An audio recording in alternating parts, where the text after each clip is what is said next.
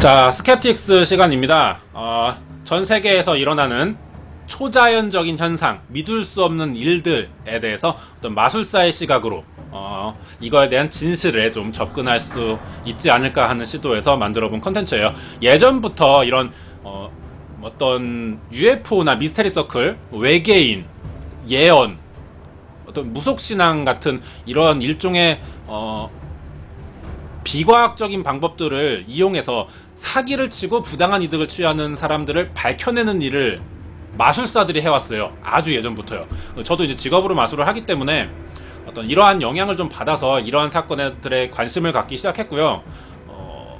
좀 실체를 알고 싶어서 시작한 방송입니다. 재밌게 봐주시고 또 의견 달아주시면 고마울 것 같아요. 자, 이번 시간에는 강령술에 대해서 한번 얘기해 볼 겁니다. 강령술이 뭐냐면요, 귀신을 불러내는 방법인데요.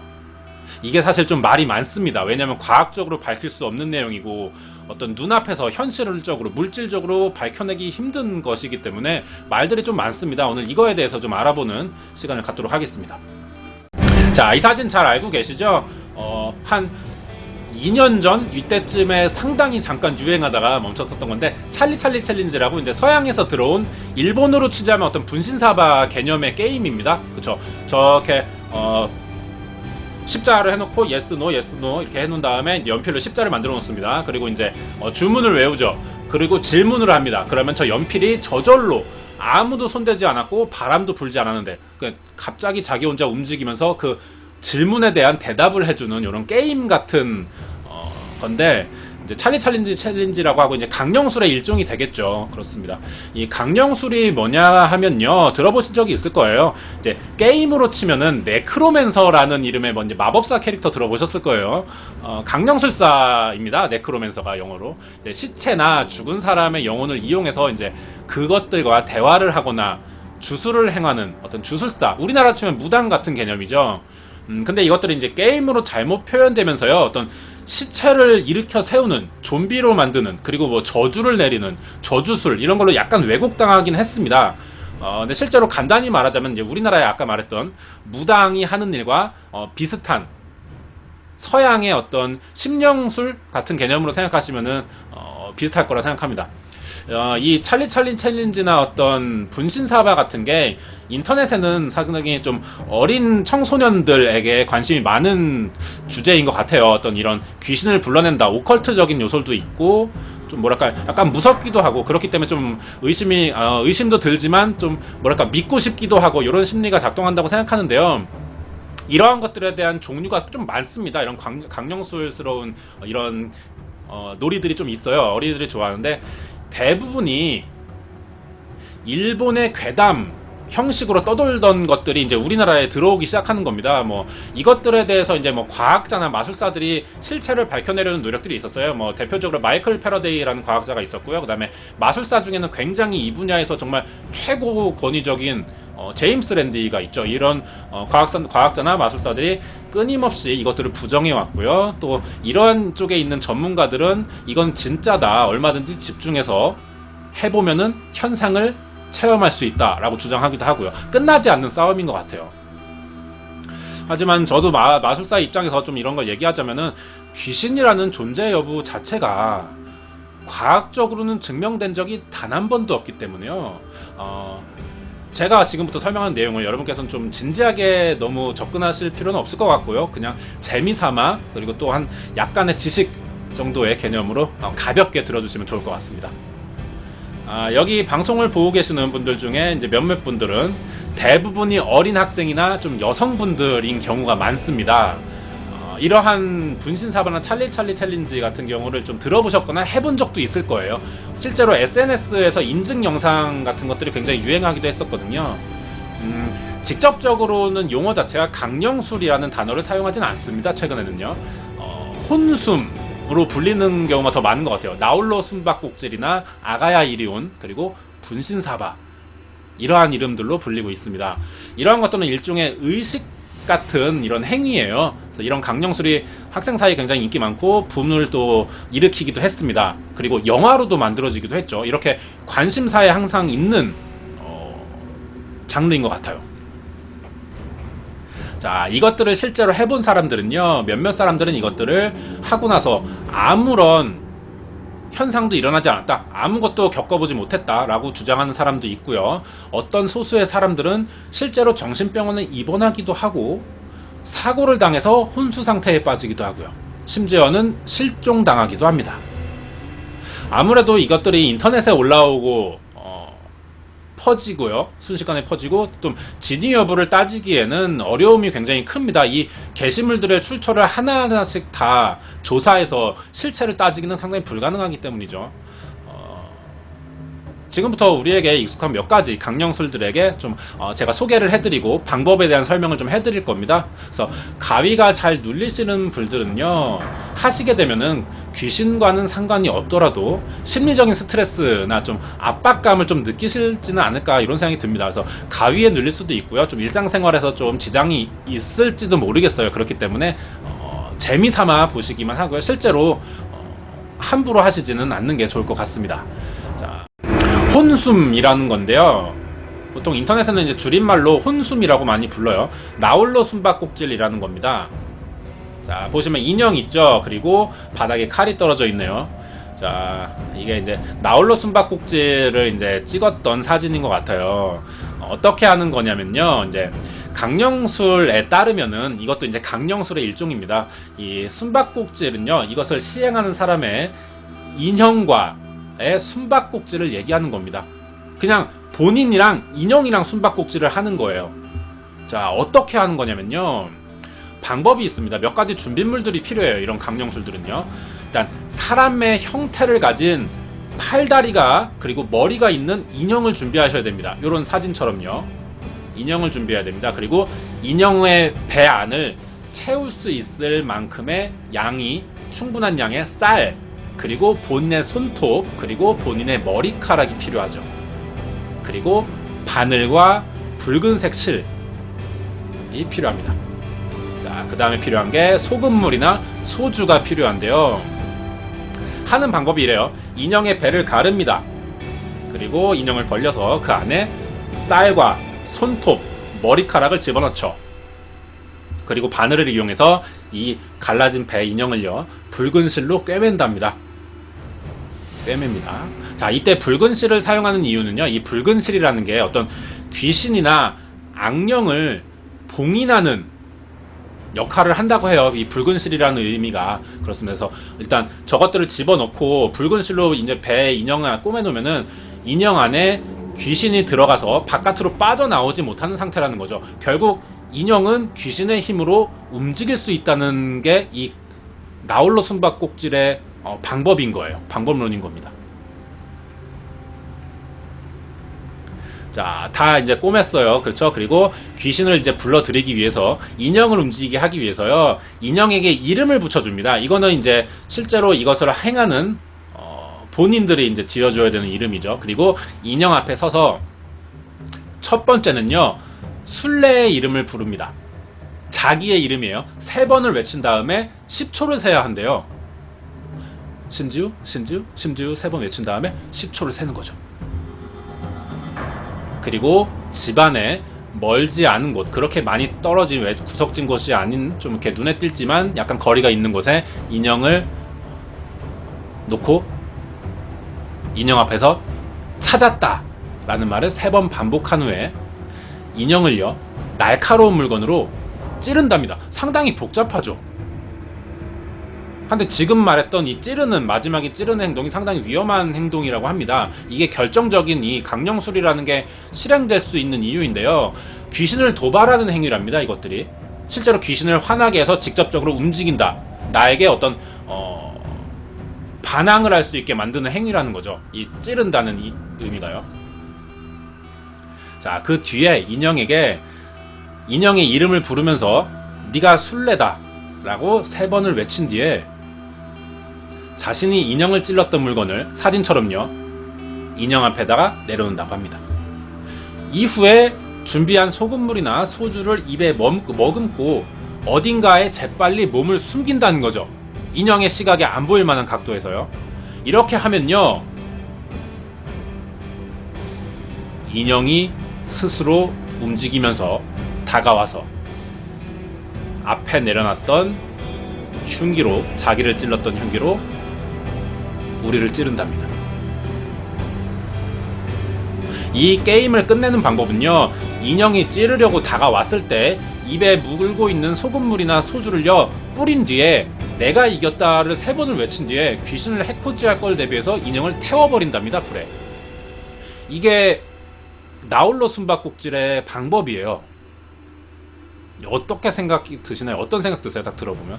일단 과정 자체는 상당히 행위의 하나하나가 다 의미가 들어있는 것 같아요. 그쵸? 다 의미가 있는 것 같고, 이 머리카락이나 손톱을 넣는 거는 나라는 사람을 결국 인형이 찾아야 되니까 그거에 대한 어떤 단서랍니다. 이 머리카락이나 손톱을 갖고 나를 찾아라 라는 의미라고 해요. 다 행동 하나에 의미가 있대요. 그리고 일단 과정이 복잡하죠. 이거를 다 외워서 할 수 있을지도 모르겠고, 룰 자체도 너무 복잡합니다. 뭐 자기의 이름을 부른 뒤에 10초를 세야 되고, 찔러야 되고, 숨어야 되고, 인형이 걸어오면은 입에 물고 있던 걸 뱉어야 되고, 그죠? 자, 어떤 전형적인 일본색이 좀 강하죠. 외색이 좀 강한 어떤 게임이라고 생각이 드는데요. 게임이라고 말하는 게 맞는 것 같아요. 저는 이런 거를 믿지 않습니다. 물리적이나 과학적으로 얘가 움직일 수 있는 방법은 없어요. 이러한 것들로 인해서.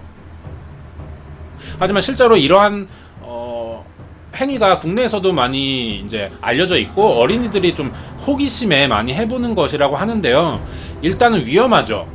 일단 정서상으로 좀 안 좋아 보입니다. 그쵸? 어린 나이에 이런 것들을 함부로 이렇게 다 받아들이기에는 좀 정서상으로 안 좋아 보이는 것 같아요. 그렇기 때문에 어린 아이를 두고 있는 부모님이라면 좀 이런 것들에는 지도가 좀 있어야 될 것 같고요. 하는 건 좋지만 너무 이거에 대해 빠지지는 말라라는 좀 교육이 좀 있어야 되지 않나 싶습니다. 이러한 것들이 이제 인터넷이나 SNS를 통해서 어린이들에게 이제 무분별하게 막 받아지고 있어요.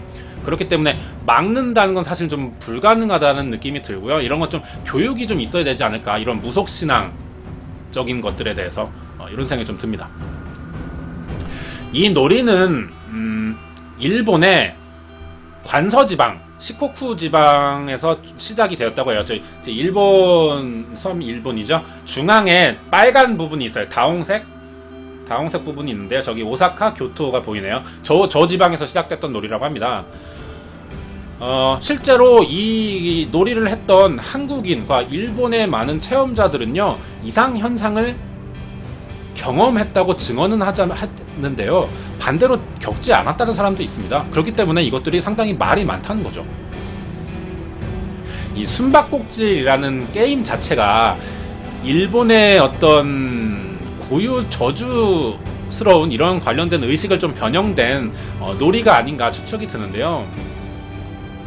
원래는 이제 일본 관서지방이나 시코쿠 지방에서, 우리나라에서 치면 이제 우리나라로 알려진 건 이제 분시사바가 유명하죠. 이것처럼 이제 잘 알려진 어린이들의 놀이였다고 합니다. 근데 이것들이 좀 와전되고 재미나 좀 뭐랄까 무서움이라는 것들을 위해서 약간 좀 살이 붙었고 좀 와전되지 않았나, 이런 생각이 많이 들어요. 과학적인 관점에서 좀 분석을 해봐야겠죠. 우리가 이거를 함부로 믿을 수 없으니까요. 제가 뭐 과학 우월주의를 갖고 있는 사람은 아니지만 우리는 어릴 때부터 과학을 배우고 과학을 통해서 어떤 이런 법칙들을 깨우치기 때문에 과학적인 입장에서 좀 접근할 필요가 있을 것 같아요. 자, 과학적인 입장에서 좀 얘기를 하자면은 이 강령술이라는 것들이 실제로 느낀다는 사람이 있잖아요. 이 놀이를 했던 사람들이 겪는 현상들은요, 어떤 극단적인 피로감과 공포심에서 나올 수 있는 어떤 일종의 환각, 이런 현상이지 않을까, 이런 가능성이 있다고 생각합니다.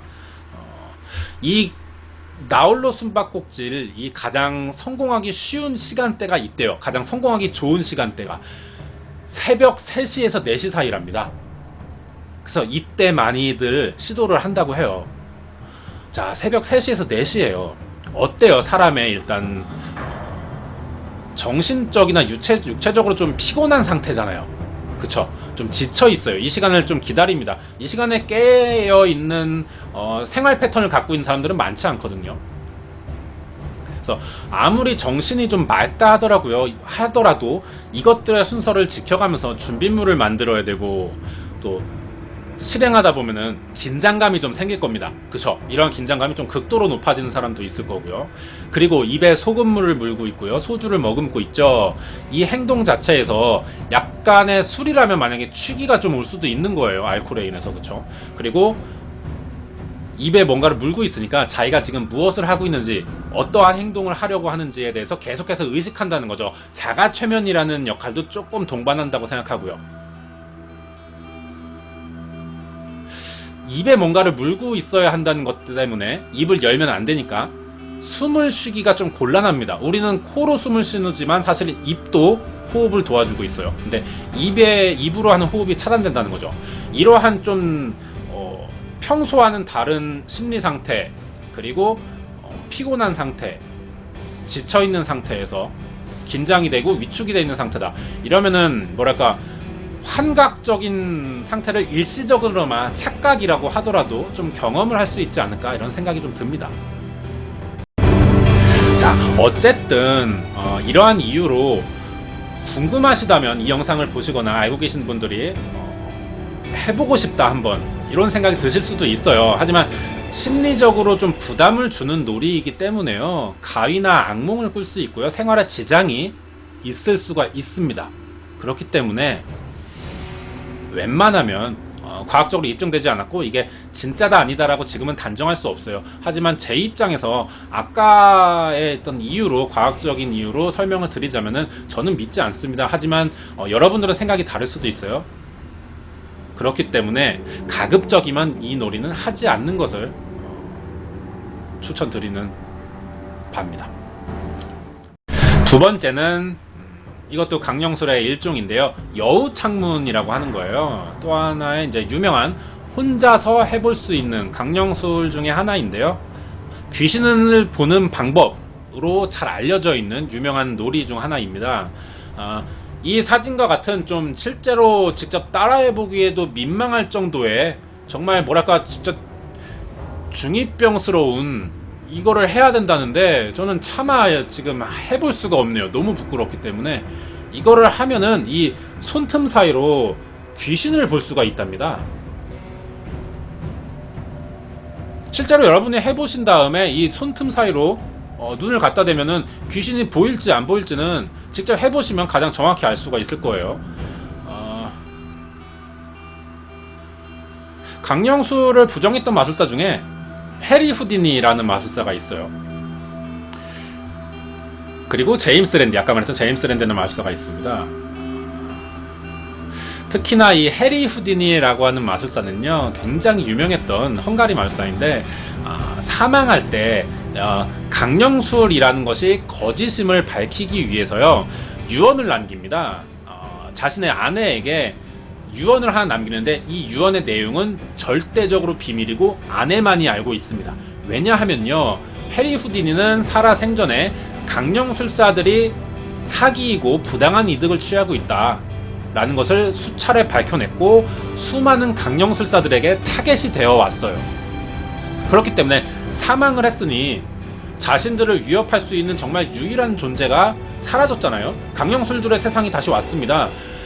강령술들은 제일 먼저 찾은 게 해리 후디니예요. 해리 후디니의 영혼을 불러내겠다 를 방지하기 위해 해리 후디니가 이 사망 이후의 상황을 예견하고 자신의 아내와 이제 암호를 만들었던 겁니다. 그래서 암호는 아내만이 알고 있고요, 만약에 어떤 강령술사가 해리 후디니를 불러냈다면 이 아내와 함께 암호를 맞춰보면은 진짜 해리 후디니가 나타났는지 안 나타났는지를 알 수가 있는 장치인 거죠. 자, 그렇기 때문에 이 해리 후디니가 사망한 이후에 수많은 강령술사들이 아내에게 접근했습니다. 하지만 이 암호 트릭으로 인해서 단 한 명도 강령술이라는 존재를 입증해내지 못하는 결과를 만들었던 거죠. 자, 그렇기 때문에 강령술사들은 이제 해리 후디니의 사망 이후에도 해리 후디니의 트릭으로 인해서 강령술이라는 거짓을 입증하는 결과밖에 되지 않았고요. 이후로 전 세계적으로 강령술이라는 것들이 많이 사라지는 추세였죠.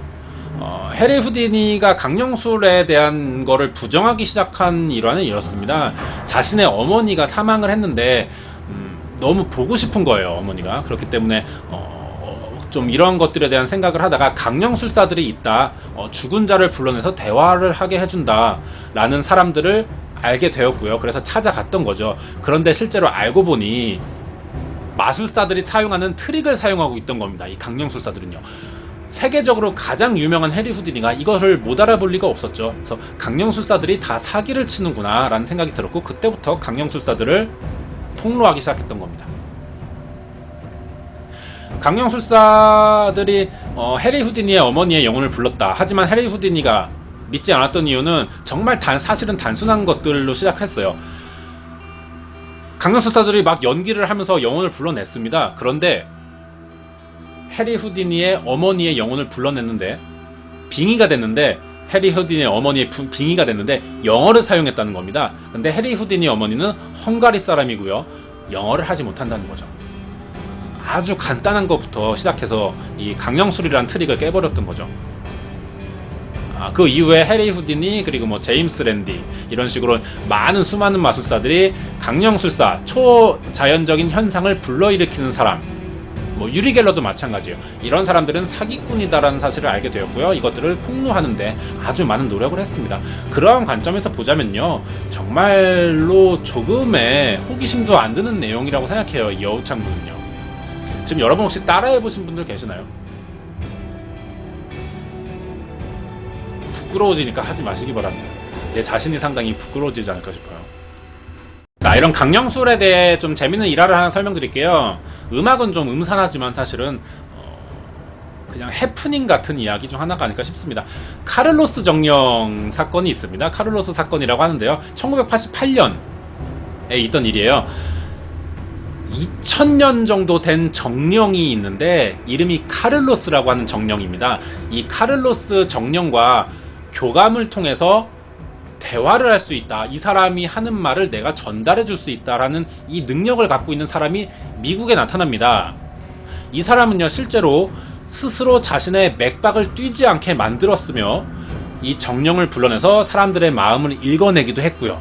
권위적이고 카리스마 있는 모습에 어떤 정령이나 어떤 초자연 현상을 동경하는 사람들은 카를로스가 진짜라고 믿었던 거죠. 그래서 수십 차례 TV에 출연했고요. 이 사람은 호주까지 진출하게 됩니다. 그래서 호주에서 정말 전 지역에서 아주 선풍적인 인기, 그리고 신문에 아주 여러 차례 일면 장식을 하기도 했었거든요. 사람들은 이 카를로스라는 게 진짜라고 믿었습니다. 그러던 와중에 호주의 한 TV에 출연하면서 밝힙니다. 이 카를로스라는 정령은 마술사였던 제임스 랜디가 만들어낸 가짜 연기였다라고 폭로를 하는 거죠. 제임스 랜디가 왜 이런 가짜 연기를 통해서 사람들을 선동했냐면요, 이거는 어떤 경각심을 일깨워주기 위한 퍼포먼스 개념이었다고 생각하는데요. 사실 이 채널러라고 하거든요. 이런 정령을 통해서 언어를 전달해주는 사람을 채널러라고 하는데, 우리나라로 치면 빵상 아줌마 같은 개념입니다. 허경영 뭐 이런 겁니다. 이 호세 알바레스라고 하는 일반인 연기자를 섭외해서요, 훈련을 시켰죠. 어떤 이런 채널러적인 연기를 보여줘서 사람들을 진짜라고 믿게 하기 위해서죠.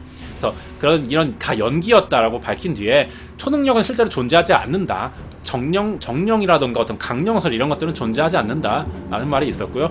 이 능력 자체, 이러한 개념 자체가 없기 때문에 일반인들이 이걸 뭐 배운다, 뭐 추종한다 하는 것은 무의미하다. 이런 것들을 꼬집기 위해서 있었던 어떤 해프닝이 하나가 해프닝 중 하나가 아니었나, 이런 생각이 듭니다.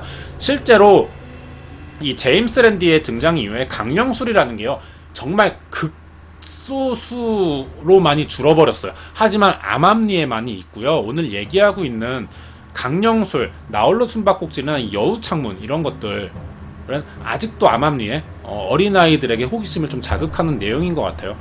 그렇기 때문에 이것들에 대한 좀 본질과 실제로 이것들은 과학적으로 좀 불가능하다, 초자연적인 현상이라고 주장하지만 입증된 적이 단 한 번도 없다라는 것을 분명히 알고 있어야 되고요. 그냥 호기심 삼아 해볼 수 있는 어떤 그냥 놀이 중 하나가 아닌가, 이런 생각이 듭니다. 자, 오늘 스캡틱스 마치도록 하겠습니다.